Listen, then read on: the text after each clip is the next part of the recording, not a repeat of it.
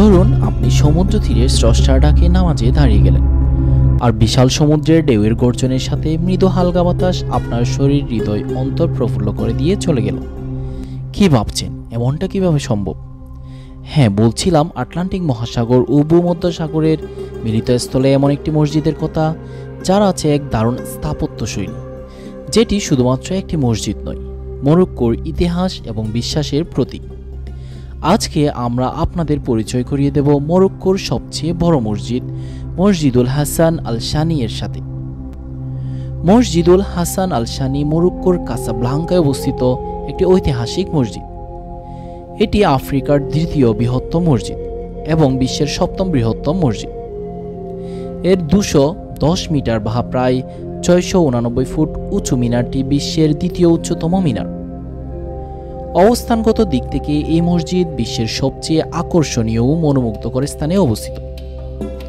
Atlantic মহাসাগর ও ভূমধ্যসাগরের মিলিত স্থলের এমন একটি স্থানকে এই মসজিদ নির্মাণের জন্য নির্বাচন করা হয়েছে, যেখানে উভয় সমুদ্রের উত্তাল পানিরাশি ও ঢেউ পরস্পরকে আলিঙ্গন করছে।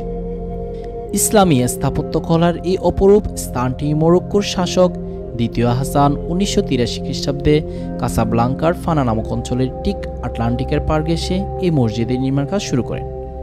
মরক্কোর শাসক দ্বিতীয় হাসান এর নির্দেশনায় সমগ্র রাজ্যের মরক্কীয় কারিগরদের দ্বারা নির্মিত এই মসজিদটির নির্মাণ কাজ শেষ হয় 1993 খ্রিস্টাব্দে।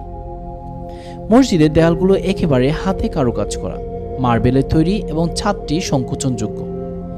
এই মসজিদে 1,05,000 মুসল্লি একসাথে নামাজ আদায় করতে পারেন। 25,000 মসজিদের ভিতরে এবং আরও 80,000 মসজিদের বাইরের প্রাঙ্গণে নামাজ আদায় করতে পারেন।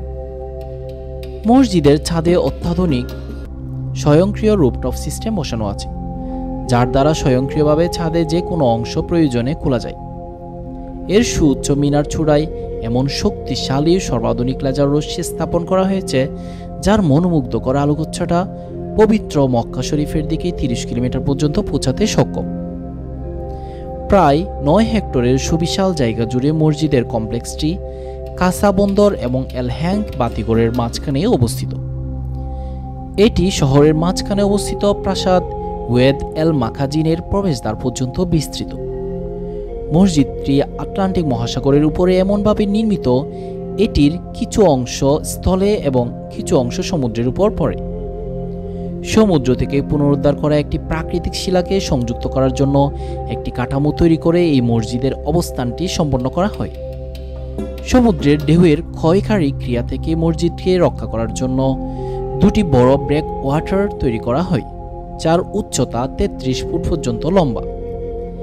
নির্মাণের সময় সমুদ্র থেকে স্তম্ভগুলির ভিত্তি সুরক্ষার জন্য 2600 ফুট দৈর্ঘ্যের একটি অস্থায়ী জেটি স্থাপন করতে হয়েছিল।